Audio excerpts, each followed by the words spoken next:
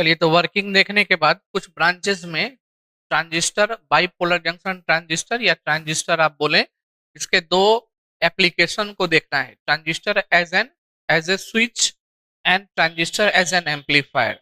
देखने के बाद हम लोग कैरेक्टरिस्टिक के ऊपर चलेंगे। उससे पहले हम लोग कॉन्फ़िगरेशन ऑफ ए ट्रांजिस्टर को देखेंगे। डिफरेंट डिफरेंट कॉन्फ़िगरेशन में डिफरेंट डिफरेंट उसकी कैरेक्टरिस्टिक बनती है। ठीक है, उसको हम लोग स्टडी करेंगे।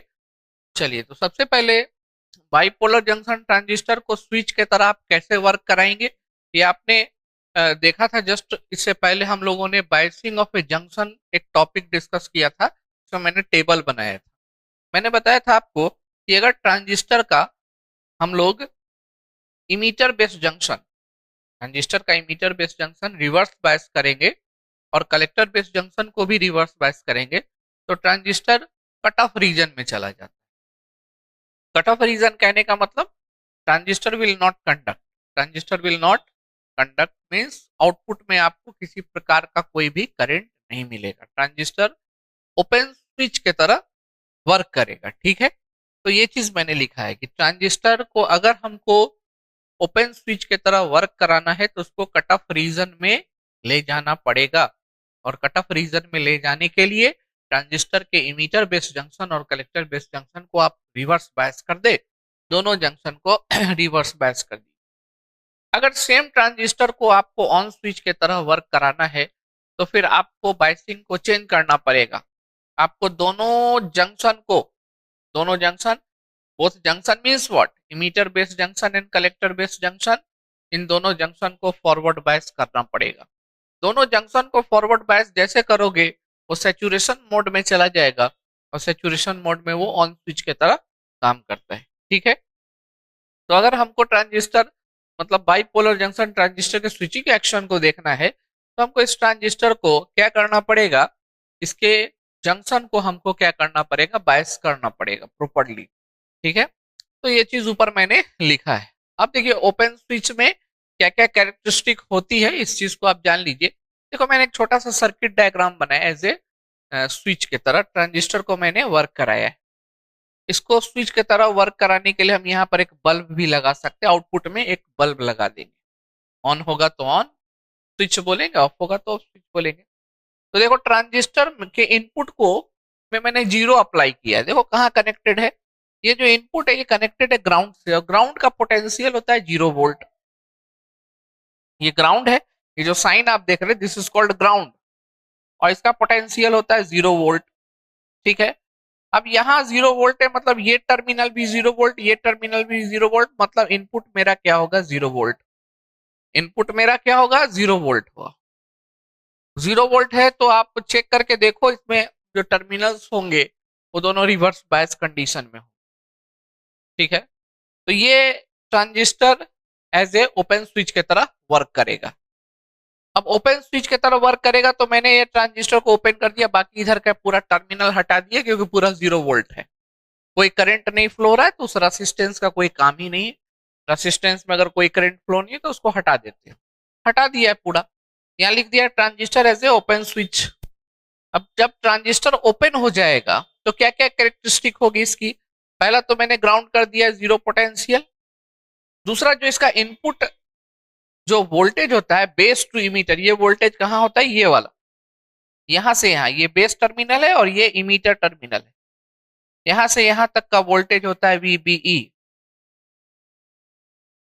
ठीक है, इसका वैल्यू क्या होगा, हमेशा कट इन वोल्टेज से कम होगा। कट इन वोल्टेज हमारा क्या है, 0.7 इन केस ऑफ सिलिकॉन। ठीक है, next characteristic both junction means what, emitter based junction, collector based junction, reverse bias. Transistor जो होगा बिल्कुल ओपन सर्किटेड होगा, ओपन स्विच की तरह काम करेगा। कलेक्टर करंट 0 होगा क्योंकि आप देख पा रहे होंगे कलेक्टर करंट कहां फ्लो होता है, तो कलेक्टर करंट यहां पे फ्लो होता है IC। ओपन सर्किट हो गया, सर्किट कैसा ओपन हो गया, यहाँ पे ओपन हो गया तो करंट की वैल्यू क्या होगी, 0। तो ट्रांजिस्टर का कलेक्टर करंट क्या हो जाएगा, 0। ये सब पॉइंट याद रखना है आपको शॉर्ट क्वेश्चंस के लिए। और अगर करंट 0 हो गया तो मैक्सिमम वोल्टेज ड्रॉप होगा, यहां पर का वोल्टेज ड्रॉप 0, इस रेसिस्टेंस में करंट जीरो फ्लो हो रहा है, तो वोल्टेज बराबर होता है रेसिस्टेंस इनटू करंट, तो वोल्टेज ड्रॉप जीरो। कहने का मतलब जो भी वोल्टेज यहाँ देंगे पूरा का पूरा यहाँ पे ड्रॉप हो जाएगा आउटपुट में। जो वोल्टेज देंगे पूरा का पूरा ड्रॉप हो जाएगा, क्योंकि यहाँ पर वोल्टेज ड्रॉप हो रहा है जीरो, करंट इसमें जीरो फ्लो हो रहा है। वी आउट का वैल्यू किसके बराबर हो जाएगा? VCC, this is the maximum. ठीक है, मैक्सिमम आउटपुट वोल्टेज कब मिलेगा? जब ट्रांजिस्टर हमारा ओपन स्विच की तरह वर्क करेगा। सेकंड आप देखिए, ट्रांजिस्टर को मैंने क्लोज स्विच की तरह यहाँ पे वर्क कराया है, this is what for close switch. Circuit diagram कैसा बनेगा? ऐसा। इनपुट को किससे कनेक्ट किए हमने? प्लस VCC से। इस कंडीशन में हमारा emitter based junction and collector based junction forward bias होगा दोनों। ठीक है, input is connected to VCC। इस केस में VBE मतलब बेस टू इमीटर, यहाँ का जो वोल्टेज होना चाहिए, ये वोल्टेज कट इन वोल्टेज से ज्यादा होना चाहिए, ये वोल्टेज कट इन वोल्टेज से ज्यादा होना चाहिए। ठीक है, ये जो आप देख रहे हैं, बोथ जंक्शन फॉरवर्ड बायस, ट्रांजिस्टर मेरा फुल्ली ऑन कंडीशन में रहेगा, क्लोज स्विच। इस केस में आप देख पा रहे होंगे कि ट्रांजिस्टर क्लोज हो गया। ये आप इसका जस्ट इक्विवेलेंट सर्किट बोले आप, इक्विवेलेंट सर्किट, यहां भी आप देख पा रहे होंगे इक्विवेलेंट सर्किट है।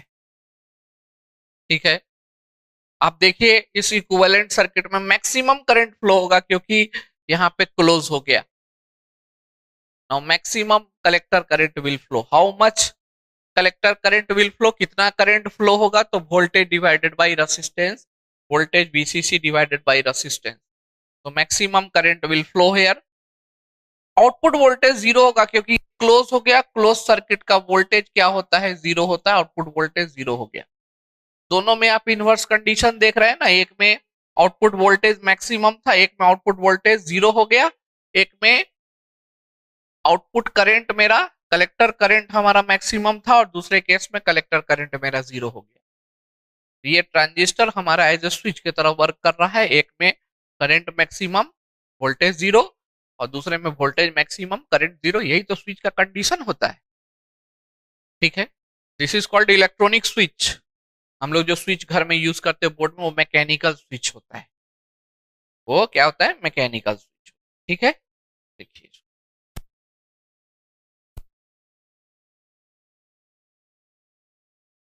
चलिए तो सेकंड हम लोग देखते हैं ट्रांजिस्टर का। Transistor means here bipolar junction transistor से। जब भी हम ट्रांजिस्टर यहाँ पे बोलेंगे तो आपको बाइपोलर जंक्शन ट्रांजिस्टर के बारे में समझना है।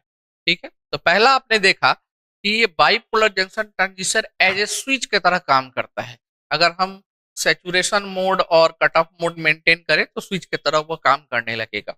चलिए अब सेकंड देखते हैं कि ट्रांजिस्टर को किस तरह से हम लोग एक एम्पलीफायर की तरह वर्क करा सकते हैं। तो ट्रांजिस्टर को अगर हम बाइपोलर जंक्शन ट्रांजिस्टर को एम्पलीफायर की तरह वर्क कराएंगे तो उसके लिए क्या करना पड़ेगा? तो टॉपिक हमारा एम्पलीफाइंग एक्शन है। Amplifying action of A transistor, ये एम्पलीफायर की तरह वर्क कर रहा है। तो ट्रांजिस्टर को एम्पलीफायर की तरह वर्क कराने के लिए हमको क्या करना पड़ेगा? इसके जंक्शन को ध्यान में रखना पड़ेगा। Amplifying action means what?